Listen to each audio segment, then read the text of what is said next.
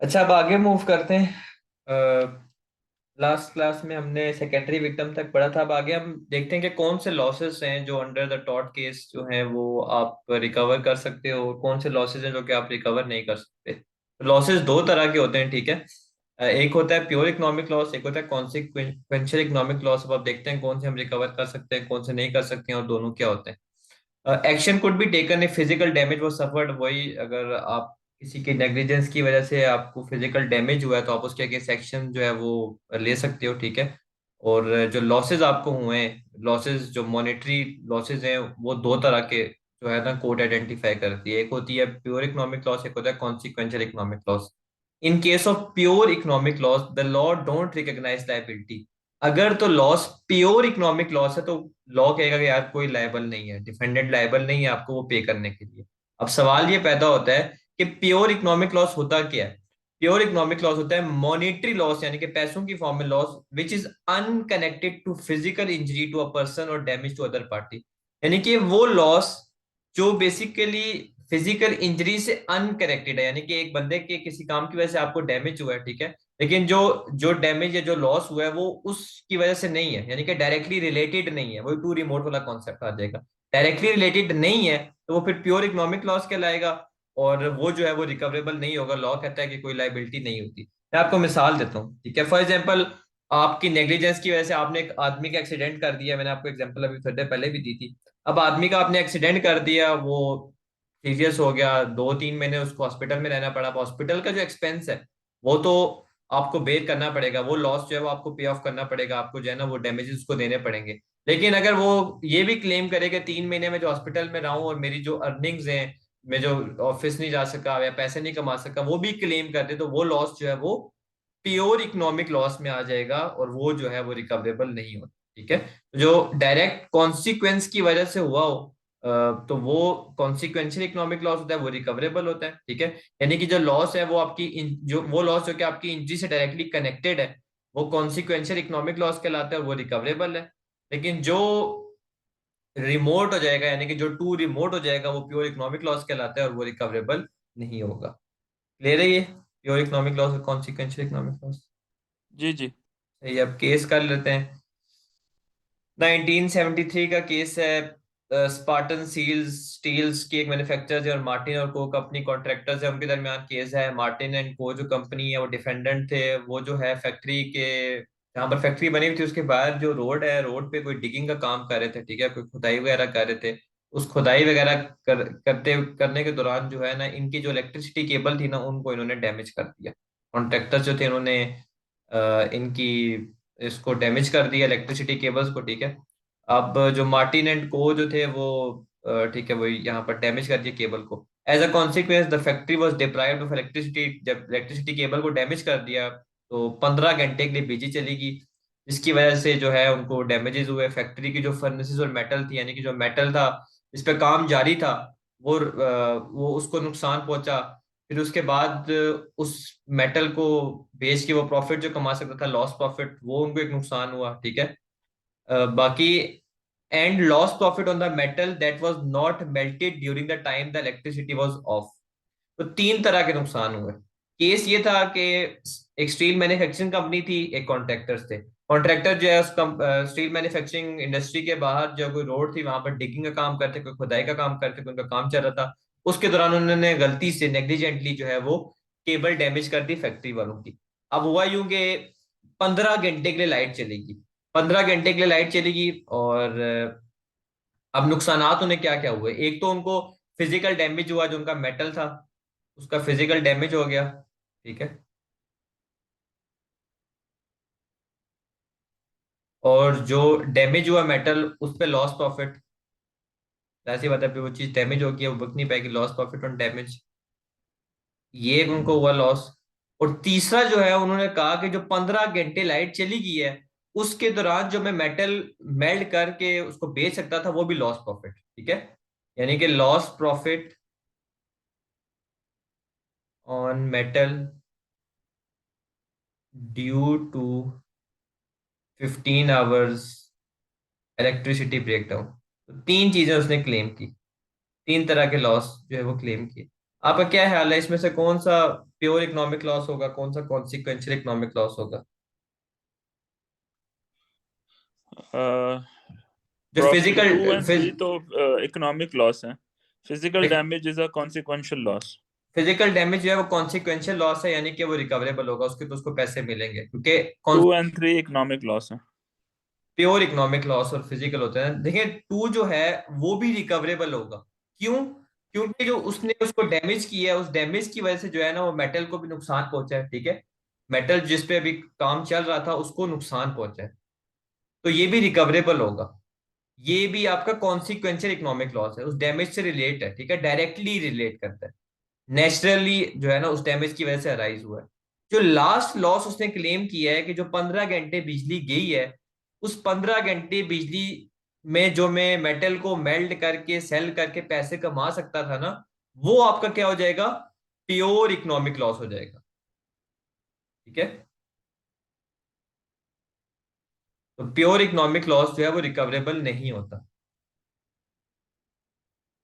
Court ने भी यही कहा। कोर्ट ने कहा कि जो जो मेटल को आपका डैमेज हुआ है, फिजिकल डैमेज जो आपको नुकसान हुआ है मेटल का, वो, और उस मेटल से जो आप प्रॉफिट कमा सकते थे बेसिकली वो डायरेक्टली कॉन्सिक्वेंशियल थे, ठीक है। जो इन्होंने गलती की ना उस पे उसकी वजह से डायरेक्टली अराइज हुए। बाकी जो ब्लैकआउट यानी कि 15 घंटे लाइट की जो नहीं थी, और उस लाइट ना होने की वजह से जो उन्होंने कहा कि यार मैं 15 घंटे में इतना मेटल मेल्ट कर लेता और इतने पैसे मुझे मैं कमा सकता था, वो भी मेरा नुकसान हुआ, तो प्योर इकोनॉमिक लॉस होगा और वो रिकवरेबल नहीं होगा, ठीक है। क्लियर है ये? जी जी।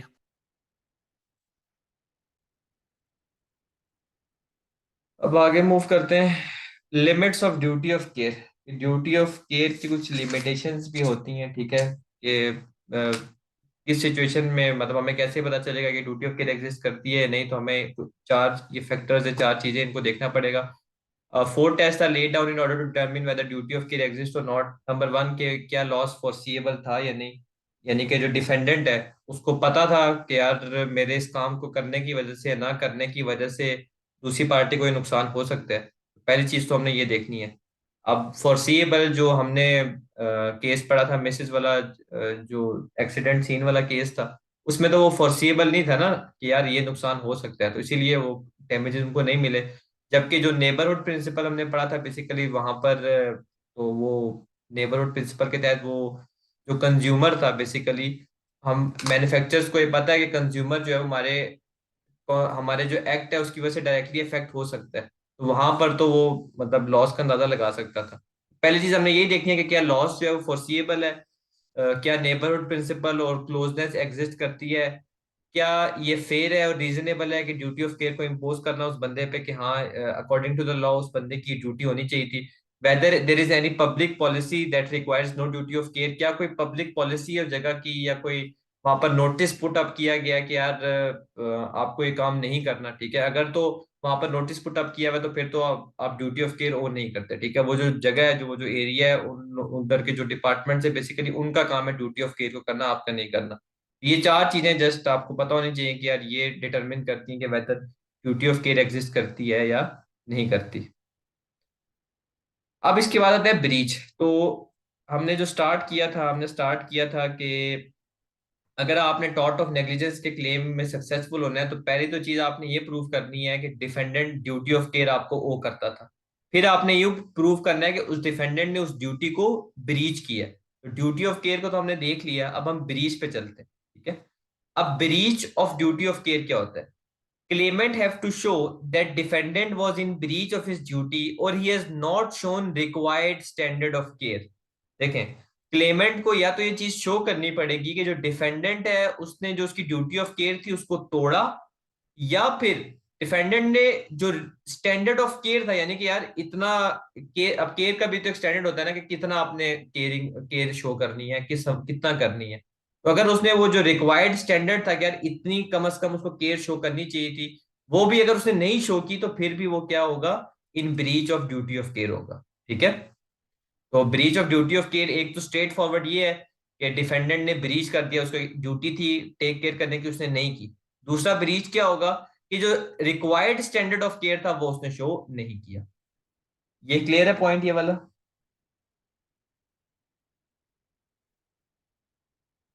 दोबारा रिपीट कीजिएगा।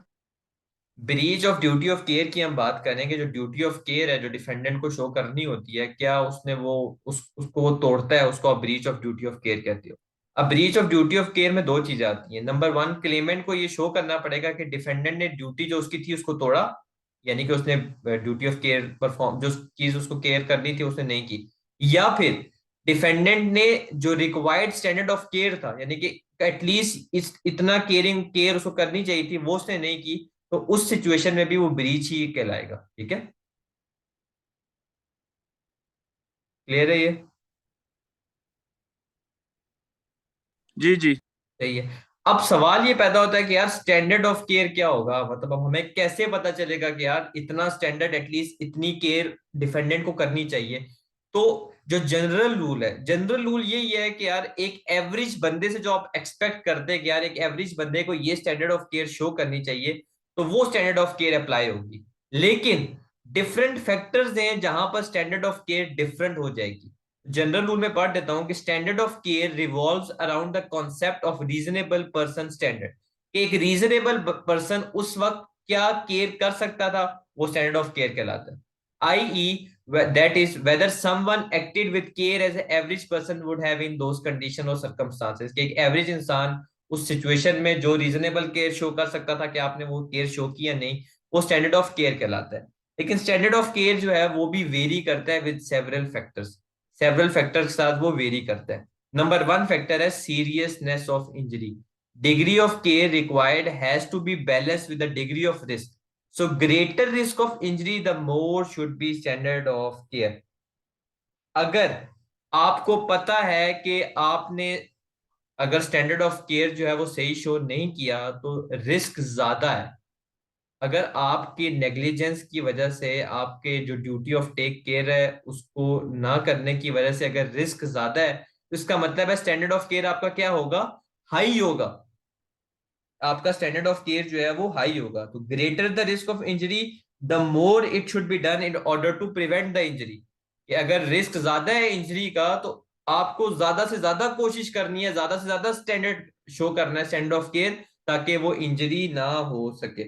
ठीक है, तो इसका मतलब ये है कि अगर आप कोई सेंसिटिव जो है मामले को देख रहे हैं, या कोई ऐसा बंदा है जो कि लेस एबल्ड है, जिसको रिस्क का खतरा ज्यादा है कि आपकी नेग्लिजेंस की वजह से उसको नुकसान ज्यादा हो सकता है, आपका काम क्या है कि ज्यादा से ज्यादा केयर शो करें।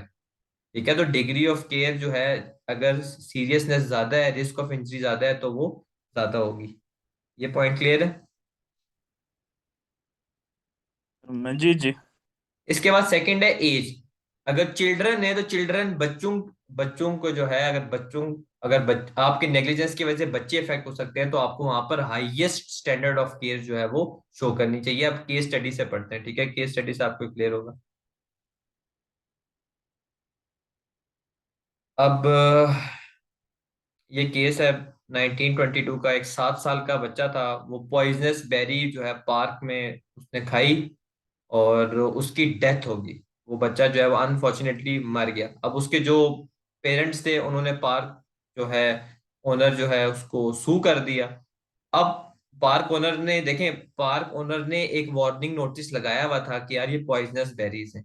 लेकिन अभी मैंने आपको बताया है कि अगर तो सीरियसनेस ऑफ इंजरी ज्यादा है, ठीक है, अगर तो सीरियसनेस ऑफ इंजरी ज्यादा है, रिस्क ज्यादा है, तो आपको ज्यादा से ज्यादा कोशिश करनी चाहिए कि उस रिस्क को प्रिवेंट करें। तो स्टैंडर्ड ऑफ केयर वहां पर बढ़ जाता है। अब इस सिचुएशन में क्योंकि बच्चा भी था, अब सिर्फ वहां पर एक वार्निंग नोटिस लगा देना कि यार ये बेरीज नहीं खानी है, पॉइजनस है, तो बच्चे ने, 7 साल के बच्चे ने क्या उसको पढ़ना था और क्या उस पर अमल करना था। ठीक है, तो कोर्ट ने कहा कि जो पार्क वाला बंदा था, जो ग्लासगो कॉर्पोरेशन थी, बेसिकली लोकल अथॉरिटी थी, उन्होंने जो है वो standard of care required show नहीं किया। उन्होंने ड्यूटी ऑफ केयर को ब्रीच किया है, और उसके जो पेरेंट्स थे उनको उन्होंने डैमेजेस पे किए। सही है, क्लियर है ये केस? जी जी। आगे इससे इंपॉर्टेंट बात लिखी हुई है कि childrens are owed a highest standard of care and low standard can be expected from them. क्या आपने हमेशा ही एक्सपेक्ट करना है कि बच्चा जो है वो आपकी बात पे अमल नहीं करेगा, और उसको रिस्क से बचाने के लिए आपको ज्यादा से ज्यादा केयर शो करनी पड़ेगी। ठीक है। इसी तरह the degree of care to be exercised may be increased if claimant is more vulnerable, यानी कि सीरियसनेस, वही सीरियसनेस वाली बात आ जाती है। अगर सीरियसनेस ज्यादा है इंजरी होने की, जैसे कि अगर यंग, वही एज वाली बात आ जाती है, छोटा बच्चा है या बहुत बुजुर्ग बंदा है जो वहां पर आते हैं, या लेस एबल्ड बॉडीज वाले हैं जो कि थोड़े माजूर हैं, ठीक है, तो अगर ऐसे बंदे हैं, अगर फॉर एग्जांपल वो आते हैं, तो उनके हिसाब से भी आपने फिर ज्यादा स्टैंडर्ड ऑफ केयर को शो करना है, क्योंकि उनको ज्यादा रिस्क है इंजरी का। ठीक है। तो ये रूल एक बड़ा अच्छा उन्होंने लिखा हुआ है कि you must take your victim as you find him. जिस तरह का विक्टिम होना चाहिए उस हिसाब से आपको स्टैंडर्ड ऑफ केयर शो करना है। तो स्टैंडर्ड ऑफ केयर में हमने पहले बात की सीरियसनेस ऑफ इंजरी की, कि अगर रिस्क ज्यादा है इंजरी हो, किसी के इंजर्ड होने का, तो आपको ज्यादा से ज्यादा स्टैंडर्ड ऑफ केयर शो करनी है। दूसरे हमने एज की बात की कि अगर एज बंदे की कम है तो चिल्ड्रन जो है उनके केस में आपको ज्यादा से ज्यादा जो है वो स्टैंडर्ड ऑफ केयर शो करना पड़ता है। उसके बाद कॉम्पिटेंसी और स्किल के स्टैंडर्ड ऑफ केयर जो है वो एक्सपीरियंस के साथ इंक्रीज हो जाता है, या आपके पास कोई पर्टिकुलर स्किल है उसके साथ वो इंक्रीज हो जाता है। अगर एक यंग डॉक्टर है, एक फ्रेश डॉक्टर है, उससे आप कोई और स्टैंडर्ड ऑफ केयर एक्सपेक्ट करेंगे। लेकिन अगर एक डॉक्टर है जिसका 15 साल का एक्सपीरियंस है, तो उसका जो स्टैंडर्ड ऑफ केयर है वो क्या होगा, हाइयर होगा ना, क्योंकि वो एक्सपीरियंस बंदा है, तो उसका काम है कि वो ज्यादा से ज्यादा केयर शो करे as compare to the young one. इसी तरह अगर आपके पास एक कोई पर्टिकुलर स्किल है, जैसे कि आप फॉर एग्जाम्पल आप क्वालिफाइड अकाउंटेंट हैं, तो आपसे ये स्टैंडर्ड एक्सपेक्ट किया जाएगा जो कि हर अकाउंटेंट से एक्सपेक्ट किया जाता है। एक आम आदमी से जो एक्सपेक्ट किया जाता है वो नहीं होगा, आपकी जो स्किल है उसके हिसाब से होगा। ठीक है। तो कॉम्पिटेंसी और स्किल के हिसाब से भी स्टैंडर्ड ऑफ केयर होता है। अगर तो आप एक्सपीरियंस बंदे हैं, आपके पास एक पर्टिकुलर स्किल है, तो उस तरह का जो बंदा है उसको क्या स्टैंडर्ड ऑफ केयर शो कराना चाहिए वही आपको भी कराना पड़ेगा। ठीक है। अब यहाँ पर एक और भी एक केस स्टडी है वो हम कर लेते हैं। हैली एक बंदा था, उसका लंदन इलेक्ट्रिसिटी बोर्ड के साथ केस है, 1965 का केस है। ये भी वल्नरेबिलिटी वाले में आ जाता है कि एक जगह पे कंस्ट्रक्शन का काम चल रहा था। In order to carry out some repairs the defendant made a hole in the pavement, they took sufficient precautions to make the area safe for a sighted person. अब ये बड़ा इंटरेस्टिंग केस है। ये जो ऊपर वाला केस है, ऊपर वाला जो पॉइंट है, इससे ये रिलेटेड है केस। एक जगह पे काम हो रहा था, काम के दौरान वहां पर उन्होंने खड्डा एक खोदा हुआ था, और वहां पर उन्होंने जो भी प्रिकॉशंस होती हैं, यानी कि वो उन्होंने की हुई थी, जो सफिशिएंट होती हैं वो प्रिकॉशंस उन्होंने वहां पर, जाहिर सी बात है वो बोर्ड शोर्ड लगाया होगा, सारा कुछ किया होगा। लेकिन जो प्रिकॉशंस थी ना, वो किस के लिए थी, साइटेड पर्सन के लिए। यानी कि उन लोगों ने बस ये एज्यूम किया हुआ था कि एक बंदा जो कि देख सकता है वो जो है वो इजीली ये प्रिकॉशंस पढ़ लेगा और इस खड्डे के पास नहीं जाएगा। लेकिन अब जो क्लेमेंट था अनफॉर्चुनेटली वो अंधा था। अब उसको तो कुछ नजर नहीं आना था, तो वो जो है वो उस खड्डे में जाके गिर गया, और वो खड्डे में गिरने के बाद बहरा भी हो गया। हिस क्लियर है ये वाला। हाँ जी, बेचारा आदमी। वही, अब ये रियल लाइफ केस है। अब जो डिफेंडेंट थे, बेसिकली जो लोग कंस्ट्रक्शन का काम कर रहे थे, लंदन इलेक्ट्रिसिटी बोर्ड, कोर्ट ने कहा भाई कि आपने अपनी ड्यूटी ऑफ केयर ब्रीच किया। देखिए, जो सेकंड पॉइंट में आपको यहाँ पर बोल रहा था ना कि ब्रीच का मतलब ये भी होता है कि आपने required standard of care show नहीं किया। तो जो ऊपर बच्चे वाला केस था और ये वाला भी केस था, इसमें उन्होंने स्टैंडर्ड ऑफ केयर शो किया है, लेकिन जो उनसे रिक्वायर्ड था वो उन्होंने शो नहीं किया। ठीक है। तो कोर्ट ने भी यही कहा कि आपने अपनी ड्यूटी ऑफ केयर ब्रीच की है, क्योंकि जो पेडिस्ट्रियंस वहां पर चलते थे, ठीक है, आपको ये इंश्योर करना चाहिए था कि जितने राहगीर हैं, जितने भी लोग वहां से गुजर रहे हैं, सबके लिए जो है ना वो प्रिकॉशन सफिशिएंट हो। लेकिन आपने सिर्फ जो है वो जो प्रिकॉशन शो की, वो साइटेड पर्सन तो चलो उनको पढ़ के वो तो अपने आप को बचा सकता था, लेकिन जो ब्लाइंड पर्सन था वो तो ये नहीं देख सकता था। तो उस आपकी नेग्लिजेंस की वजह से उस ब्लाइंड पर्सन को नुकसान हुआ। आपने जो है वो required standard of care show नहीं किया, तो आप उसको डैमेजेस पे करेंगे।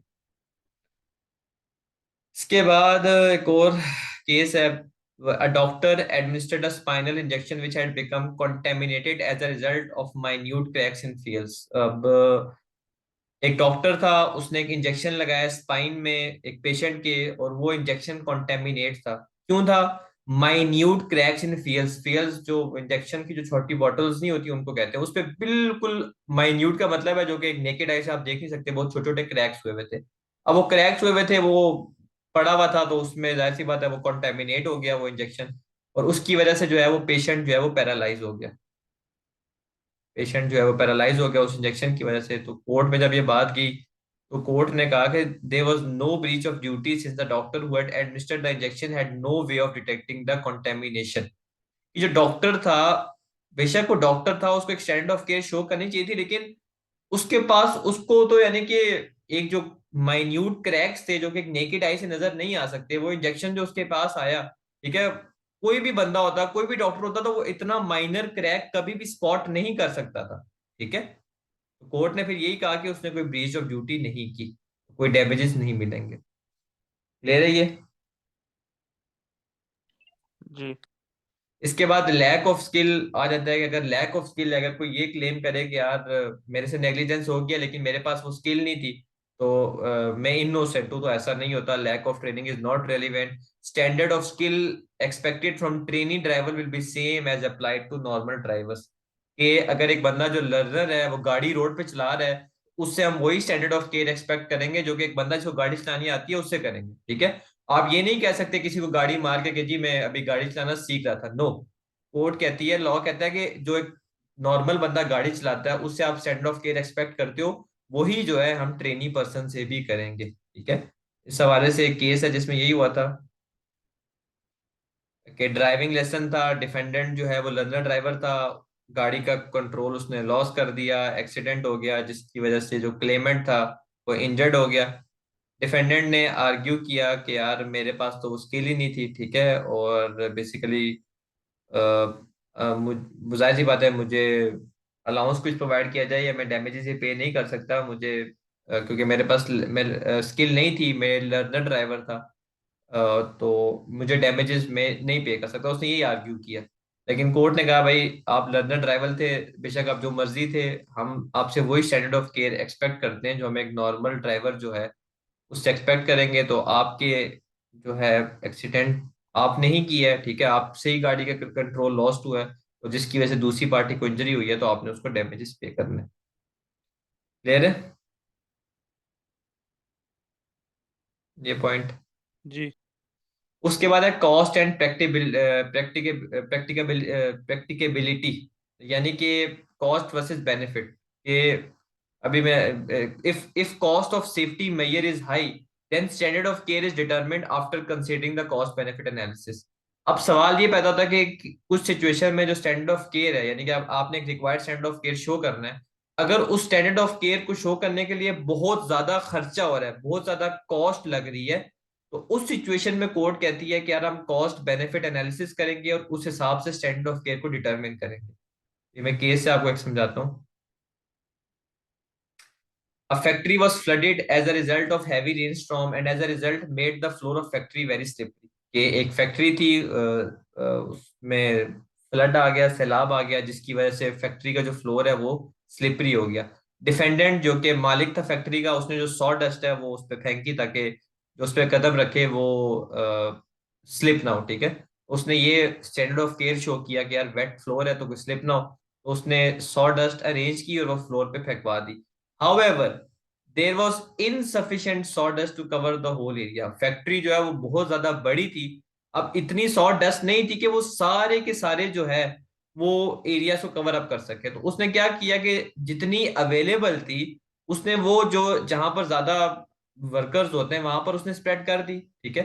लेकिन अनफॉर्चुनेटली क्या हुआ कि एक जो बंदा था वो जो जगह खाली थी जहां पर सॉ डस्ट नहीं थी वहां से स्लिप हो गया और उसने अपने आप को इंजर्ड कर दिया, और इंजर्ड जब वो हुआ तो उसने फैक्ट्री ओनर पे क्लेम कर दिया।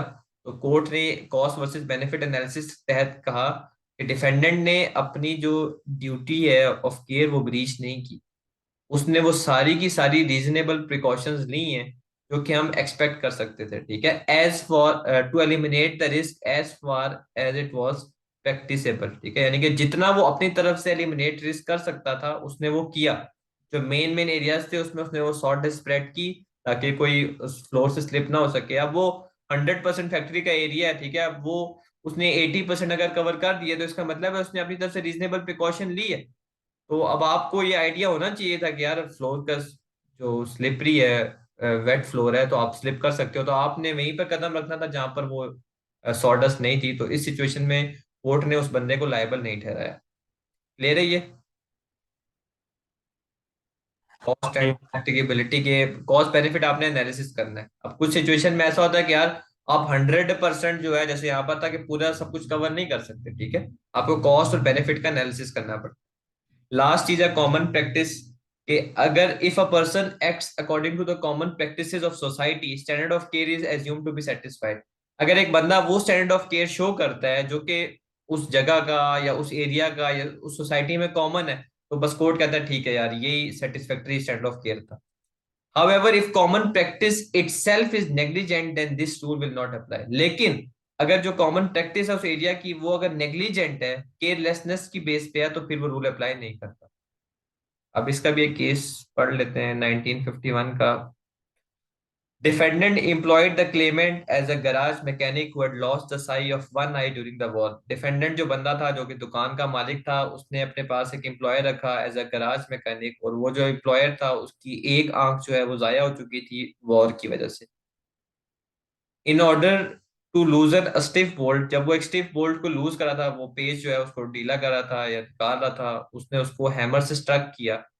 और जब उसने हैमर से उसको स्टक किया तो एक मेटल का एक और पीस जो है वो उसकी दूसरी आंख में जाके लगा, ठीक है। उसने गॉगल्स नहीं पहने हुए थे, गॉगल्स उसने नहीं पहने हुए थे, तो जो उसकी आंख जिससे वो देख सकता था उस पे अनफॉर्चुनेटली वो मेटल का पीस जाके लगा, और जिसकी वजह से वो पूरा अंधा हो गया।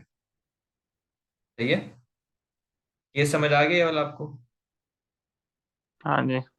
अब कोर्ट पे जब उसने जाहिर सी बात है दुकान के ओनर पे क्लेम किया, तो कोर्ट ने कहा कि not wearing glasses was common practice and in itself was not negligent and therefore could normally be used as defence. कि हाँ, कॉमन प्रैक्टिस अगर उस एरिया की थी कि मैकेनिक जो है वो गॉगल्स वेयर नहीं करते थे, तो फिर हम हाँ ये कह सकते हैं कि यार नेग्लिजेंसी यहाँ पर नहीं थी दुकान वाले की। लेकिन लेकिन इस सिचुएशन में दुकानदार को पता था कि जो डिफेंडेंट है ऑलरेडी जो है उसकी एक आंख का नुकसान हुआ हुआ है, तो वो ज्यादा वल्नेरेबल है। तो उसको इंसिस्ट करना चाहिए था अपने एम्प्लॉयर को कि तुम गॉगल्स पहनो। इस वजह से जो एम्प्लॉयर है वो नेग्लिजेंट था और उसको डैमेजेस पे करने पड़ते थे। तो दोबारा रिपीट करता हूँ, कोर्ट ने कहा कि बिल्कुल ये बात ठीक है कि उस जगह की कॉमन प्रैक्टिस थी कि कोई गॉगल्स नहीं पहनता था। जो गैराज में लोग काम करते थे, मैकेनिक कोई भी गॉगल्स नहीं पहनता था, ठीक है, एक कॉमन प्रैक्टिस थी। तो हाँ, इसको मैं कह सकता हूँ कि डिफेंस हो सकता है बिल्कुल। लेकिन इस सिचुएशन में डिफेंडेंट जो है बेसिकली जो एम्प्लॉयर है उसको ज्यादा केयर करनी चाहिए थी, क्योंकि उसको पता था कि ये जो मेरा एम्प्लॉय है ये ऑलरेडी वल्नेरेबल है। एक आंख का इसका नुकसान ऑलरेडी हुआ है, तो कुछ ऐसा ना हो जाए जिससे इसकी दूसरी आंख का भी नुकसान हो जाए, तो उसको इंसिस्ट करना चाहिए था कि वो गॉगल्स वेयर करे। इस वजह से कोर्ट ने कहा कि एम्प्लॉयर जो है वो नेग्लिजेंट है और उसको डैमेजेस पे करने पड़े। क्लियर है ये?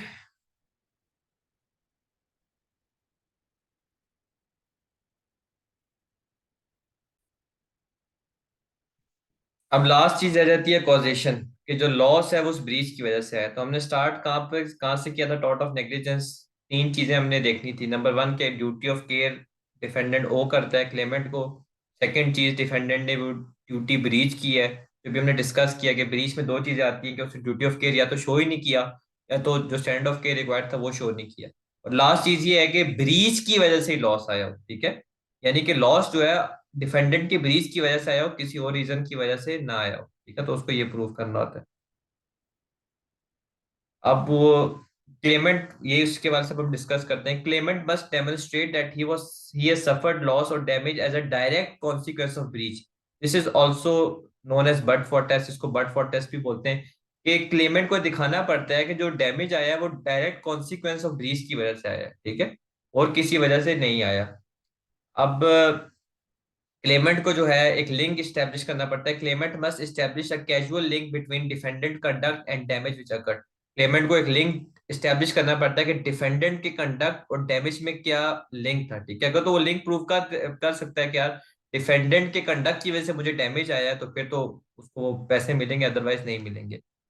अब इसमें दो कंडीशंस है। If damage was caused by someone or something else there will be no liability on defendant's part.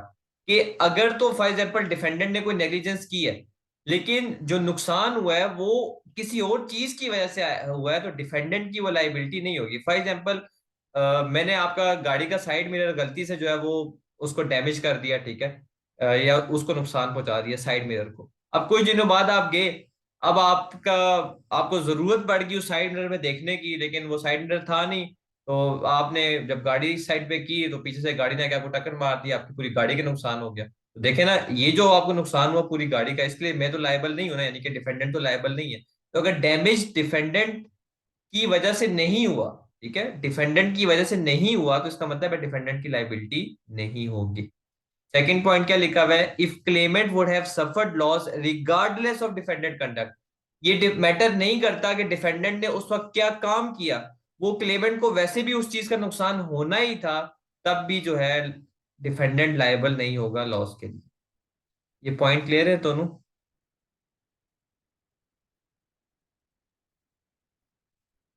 Second point में एक्सप्लेन जी जी। सेकंड पॉइंट में एक्सप्लेन करता हूँ कि जिसमें मैंने बोला है कि यार अगर क्लेमेंट को वैसे भी वो लॉस होना ही था, बेशक डिफेंडेंट जो मर्जी करे, तो फिर डिफेंडेंट लायबल नहीं होता। तो वो इस केस से मैं बताता हूँ 1969 का। क्लेमेंट का जो हस्बैंड था बेसिकली मिस्टर बार्नेट, वो अस्पताल में गया, उनको स्टोमक में सिवियर पेन थी।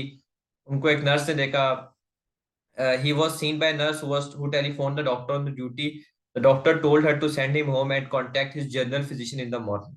एक बंदा था, वो बीमार था, उसको स्वेयर स्टमक पेन थी, वो हॉस्पिटल में गया, नर्स ने उसको देखा, नर्स ने डॉक्टर ऑन ड्यूटी को टेलीफोन किया, डॉक्टर ऑन ड्यूटी ने कहा कि यार तुम इसको कहो कि तुम सुबह आ जाओ, जो तुम्हारा जनरल फिजिशियन है उसे चेक करवा लेना। अब जो बंदा था वो सुबह तक जिंदा ही नहीं रह सका, 5 घंटे बाद वो मर गया, आर्सेनिक पॉइजनिंग की वजह से। अब जो उसकी बेगम थी उसने केस कर दिया अस्पताल पे। तो कोर्ट ने क्या हेड सुनाया, कोर्ट ने कहा भाई इसका जो प्रॉब्लम था ना, जो इसको स्टमक पेन और वॉमिटिंग हुई हुई थी, बेशक डॉक्टर उसको रात के वक्त चेक करके मेडिसिन वगैरह भी दे देता ना, तो फिर भी इसने बचना नहीं था, ठीक है। तो अगर इसने बचना नहीं था तो हॉस्पिटल जो है वो इस सिचुएशन में लायबल नहीं था। जाहिर सी बात है, उसकी उन्होंने रिपोर्ट्स और टेस्ट किए होंगे, देखा होगा कि यार ये स्वेयर आर्सेनिक पॉइजनिंग स्वेयर थी, ठीक है, तो बेशक उसका चेकअप कर लेते, लेकिन स्टिल उसे बचना नहीं था। तो आप जो है वो लॉस क्लेम नहीं कर सकते, ठीक है। क्लियर है ये?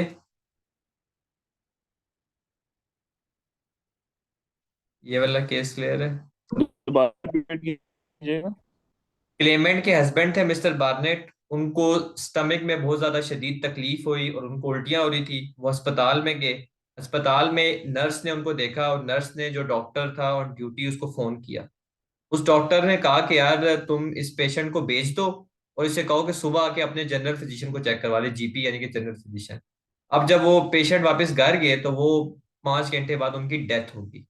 अब उनकी जब डेथ हुई तो उनकी बेगम ने अस्पताल पे केस कर दिया कि डॉक्टर ऑन ड्यूटी ने इनको चेक नहीं किया, जिसकी वजह से इनकी डेथ होती है।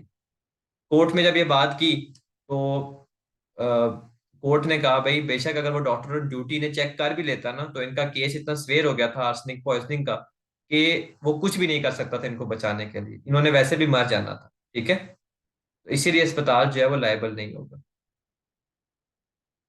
क्लियर है?